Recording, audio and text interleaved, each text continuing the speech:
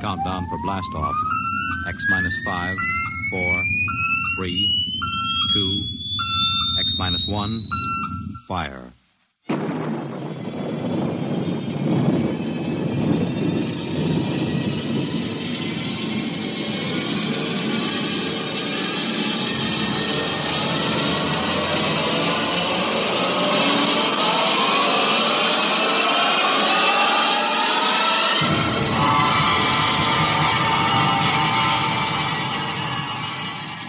From the far horizons of the unknown come transcribed tales of new dimensions in time and space. These are stories of the future, adventures in which you'll live in a million could-be years on 1,000 maybe worlds. The National Broadcasting Company, in cooperation with Street and Smith, publishers of astounding science fiction, presents X minus 1.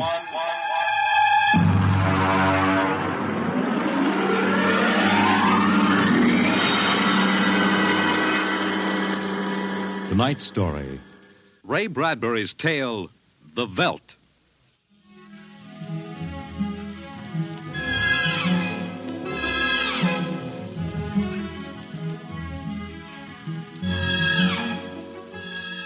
This is the office of Dr. David McLean, resident psychiatrist of the new Chicago Institute of Human Engineering.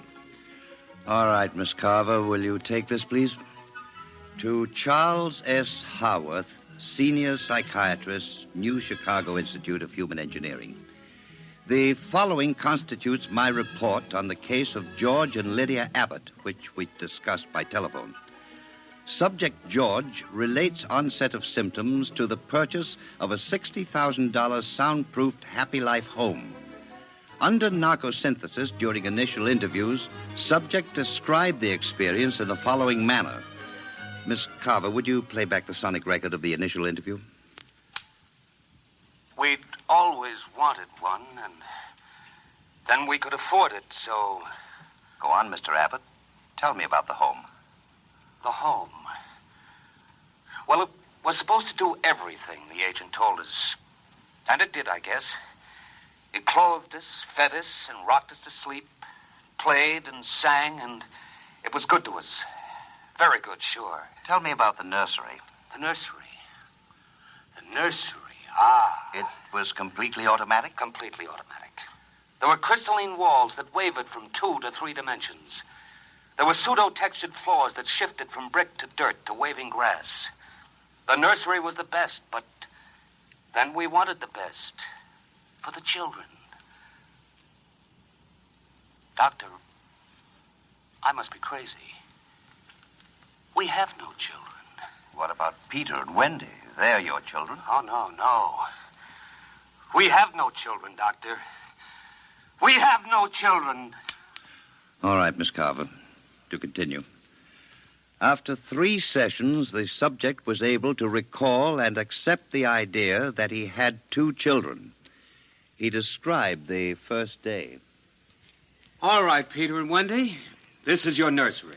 What's so special about a nursery, Dad? Plenty. Just go in and see.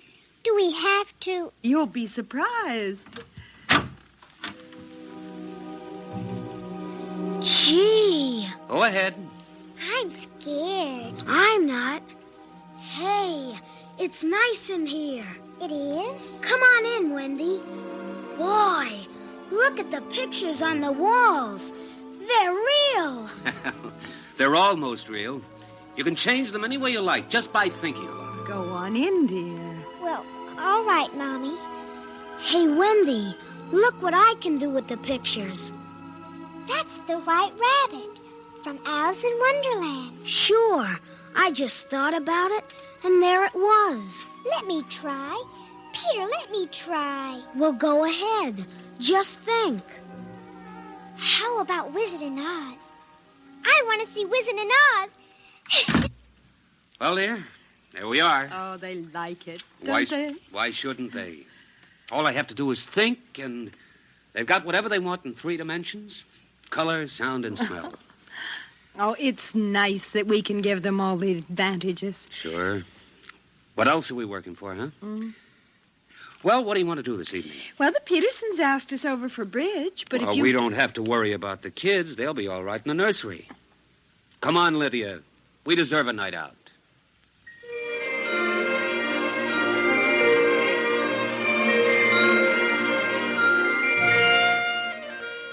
And in the nursery, the walls were a kaleidoscope of time and space and imagination.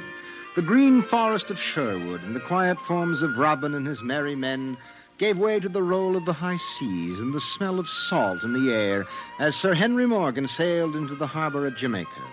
And behind the crystalline quartz walls, the vacuum tubes and grids and banks of metal image tape spun quietly and efficiently, erasing the line between illusion and reality. Of course, the electric bill from Consolidated Utilities was tremendous, but it was worth it. The happy life home breathed contentedly as life proceeded with soft automaticity as guaranteed in the brochure and bill of sale. George. George, I wish you'd look at the nursery. What's wrong with it? I don't know. I was in the nursery last week. It's perfectly all right. It's different now. What do you mean, different? I want you to come and see. Are the kids there? No. Madge Allen took them to a show along with her kids. That's why I want you to look at it now, before they get back. Oh, all right.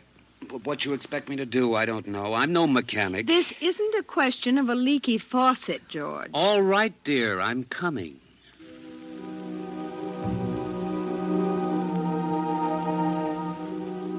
The nursery light flicked on as they came down the hall. The relays clicked and the tubes warmed and chemical odor banks and pipes bubbled into life as they paused before the closed door.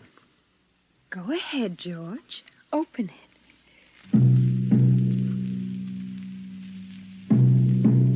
On all sides, in 3 dimensions, stretched the hot, tired landscapes of an African veldt reproduced to the last stick and pebble and bit of straw. The ceiling above them became a sky with a hot yellow sun. A wind blew in from the baked veltland. The hot straw smell of lion grass. The cool green smell of the hidden waterhole. The great rusty smell of animals. The howl of the jackal in the distance. And the papery rustling of the great vultures that wheeled and circled under the yellow burning sun. Let's get out of this sun. It's a little too real. Oh, George, you promised you'd look around. Well, I don't see anything. Wait a minute. There are the vultures. Filthy creatures. There are the lions. Far over that way. Yes, I see them. They're on their way to the waterhole. They've just eaten. It's some animal.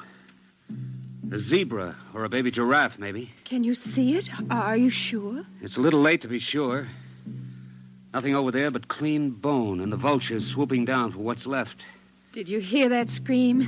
What scream? About a moment ago. Sorry, no. Oh, here come the lions. George, they're frightening. Take it easy, Lydia.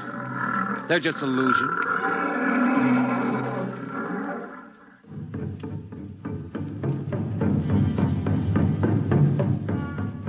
The lions were 15 feet away. So real, so startlingly real, you could feel the prickling fur on your hand, and your mouth was stuffed with the dusty upholstery smell of their heated pelts. And the yellow of them was in your eyes like the yellow of an exquisite tapestry. The yellows of lions and summer grass, and the sound of the matted lion lungs exhaling on the silent noontide, and the smell of meat from the panting, dripping mouth. George, I'm afraid they're so real. They're only an illusion, Lydia, that's all. Watch out! Ah! Out, quick, outside. They almost got us. Now, take it easy. Calm down. I could feel their breath. Get a hold of yourself, Lydia. They aren't real. Walls, that's all it is. Crystalloid walls. They look so real. Of course they do. But it's all dimensional color reactionary process, a metal tape film behind glass screens. It's all odorophonics and sonics. Now, here, take my handkerchief. I'm afraid. Did you see? Did you feel it? It's too real. Now, Lydia. And we've got to tell Wendy and Peter not to read any more on Africa. Of course, dear. I want you to lock that place up. But you know how difficult Peter is about that. I punished him last week by locking the nursery for an afternoon, and he threw a tantrum. And Wendy, too. Well, they live for the nursery. It's got to be locked. That's all there is to it. You've been working too hard, Lydia. You need a rest. I don't know. Maybe I don't have enough to do. I have too much time to think. All I do is set the menu selector dials at the beginning of the week. But that's the whole idea. The house is automatic. I know, but couldn't we turn it off for about a week and take a vacation? You mean you want to fry eggs for me? And darn socks. I feel like I don't belong here. The house is wife and mother and maid. How can I compete with the African Veldts? George, those lions can't get out of there, can they? Of course not, dear. Now, don't think about it anymore.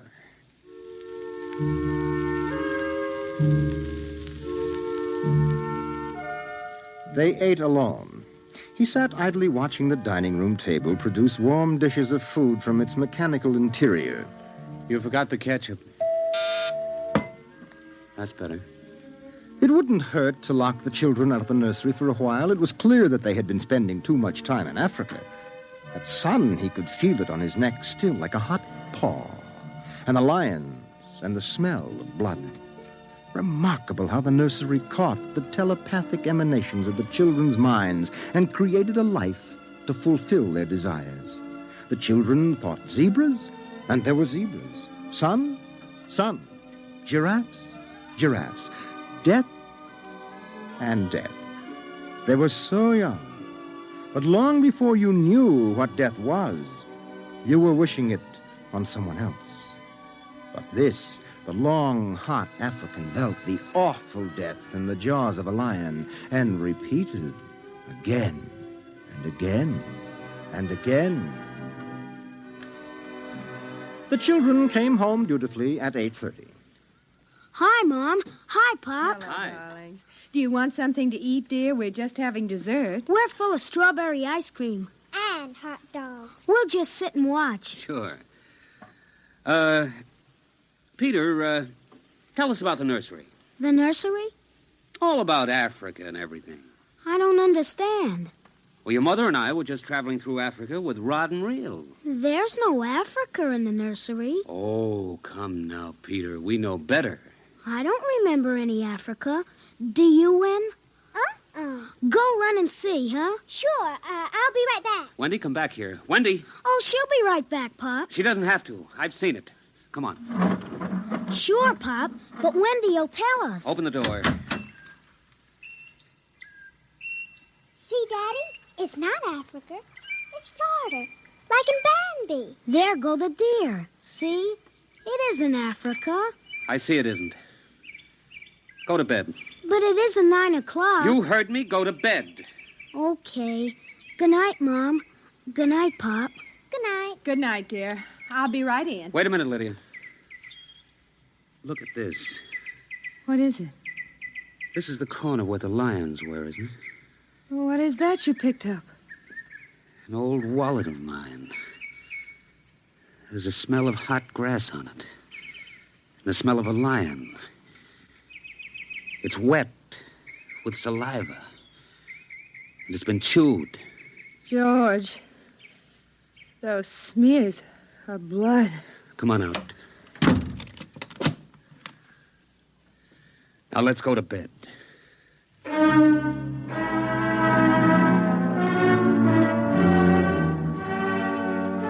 But in the middle of the night, he was still awake, and he knew his wife was awake.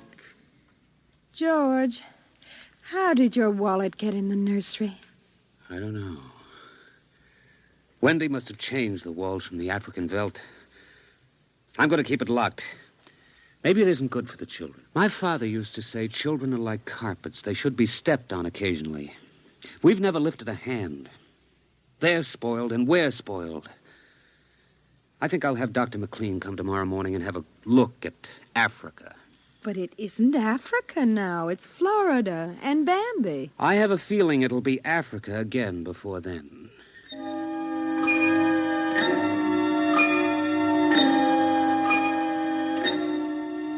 Although their automatic somno beds tried very hard, the two adults could not be rocked to sleep for another hour.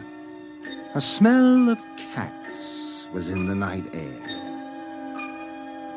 And in the morning, the stove cooked French toast, and the dining room table poured the syrup and melted butter. Pop, Yes? you aren't going to lock up the nursery for good, are you? That all depends. On what? On you and your sister. We feel you should have some variety, dear. I wouldn't want the nursery locked up ever. Well, as a matter of fact, we're thinking of turning the whole house off for about a month. Sort of camping out. Be fun for a change. Now, don't you think so, Wendy? No, it'd be awful. I don't want to do anything but look and listen and smell. What else is there to do? Oh, all right. Go play in Africa. Are you going to shut off the house soon? We're considering it. I don't think you better consider it any more, Pop. I won't have any threats from you, son. Okay, Pop. Come on, Wendy. Let's get back.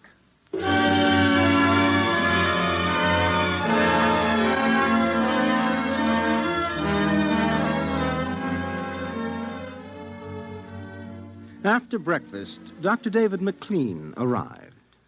Oh, I saw the nursery last year, George. It looked all right to me. You didn't notice anything unusual? No, the pattern showed the usual violence, a tendency towards slight paranoia. All children feel persecuted by their parents. They're perfectly normal. There it is. Suppose we take a look at it now.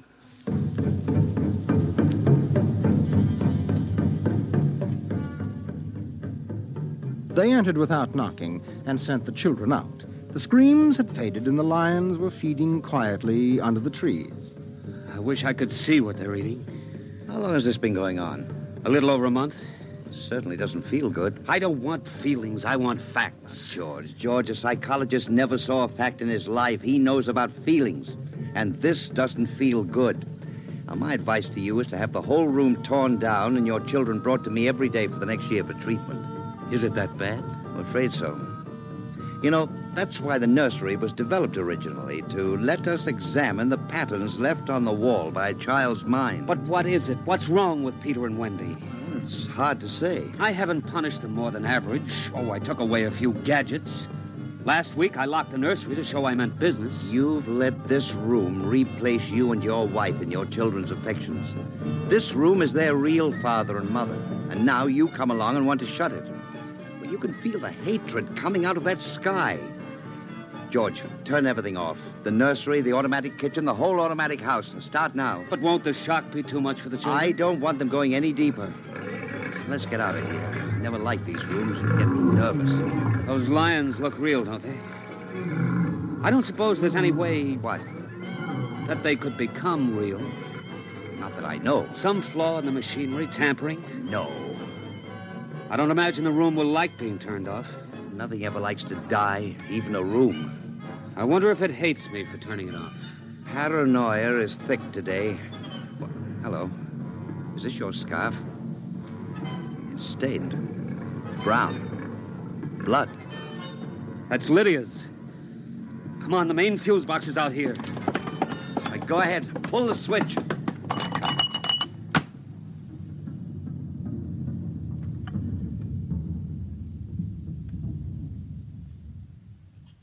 Yeah. It's off.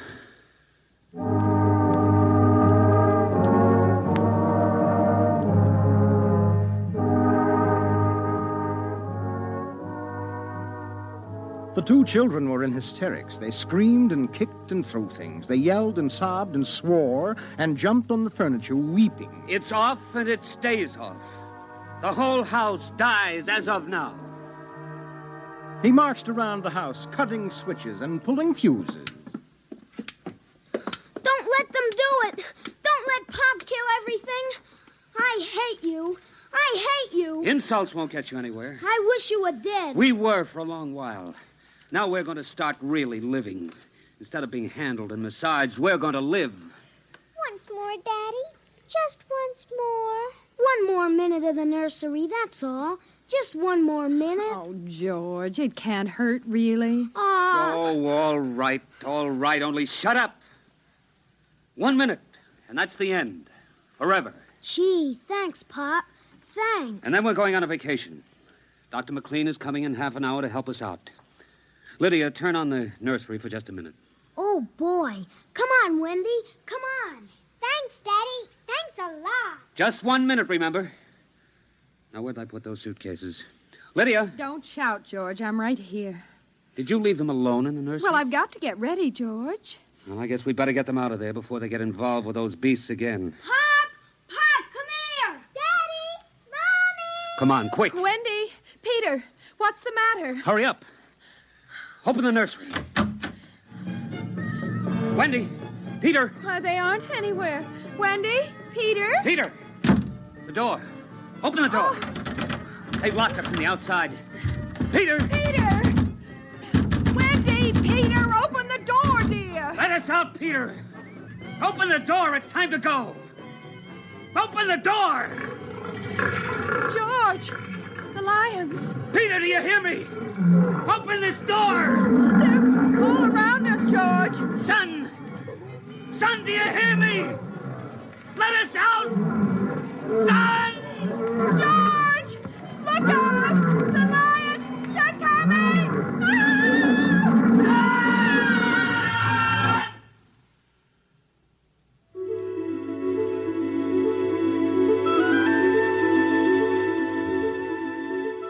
When Dr. David McLean came, half hour later, he found the two children in the nursery sitting in the center of the open glade eating a picnic lunch.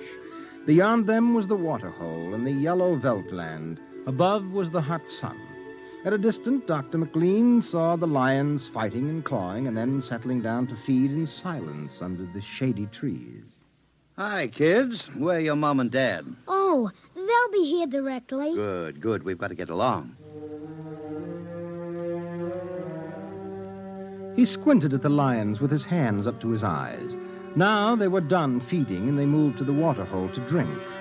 A shadow flickered as the vultures dropped down from the blazing sky to finish what the lions left. Dr. McLean? Dr. McLean? Huh? What? Have a cup of tea?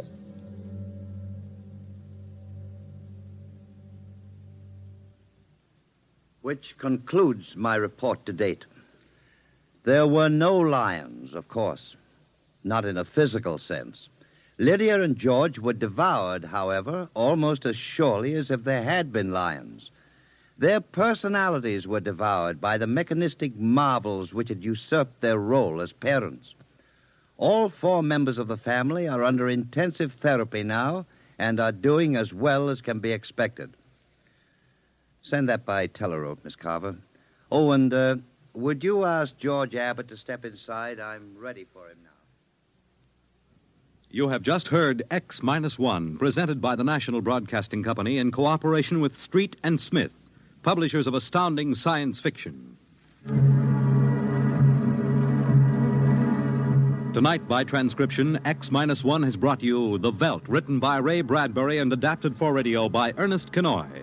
Featured in the cast were Mary Patton, Bill Quinn, David Pfeffer, Beverly Lunsford, Charles Penman, and John Larkin. Your announcer, Fred Collin. X-1 was directed by Dan Sutter and is an NBC Radio Network production.